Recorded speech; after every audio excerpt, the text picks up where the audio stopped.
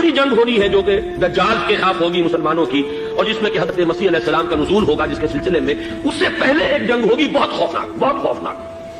اور عجیب الفاظ ان کے یہ تھے کہ اس میں ایک طرف مسلمان اور عیسائی اور یہودی تینوں ہوں گے۔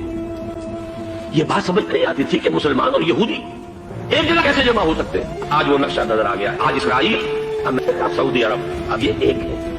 بلکہ چلتے آئیے، مصر، اسرائیل، سعودی عرب اور جو بھی ان کے حواری ہیں وہ ایک سامنے کھڑے، اور ان کے اوپر سیادت کس کی؟ امریکہ کی۔ وہ نقشہ آ گیا۔ اور اس جنگ کے سلسلے میں مولانا حامد میاں رحمہ اللہ نے مجھے بتایا تھا کہ حدیث میں الفاظ آئے ہیں، اتنے لوگ ہلاک ہوں گے، اتنے لوگ ہلاک ہوں گے، اتنے لوگ ہلاک ہوں گے کہ ایک پرندہ سینکڑوں میل تک اڑتا ہوا چلا جائے گا، اسے سوائے لاشوں کے اور کچھ نظر نہیں۔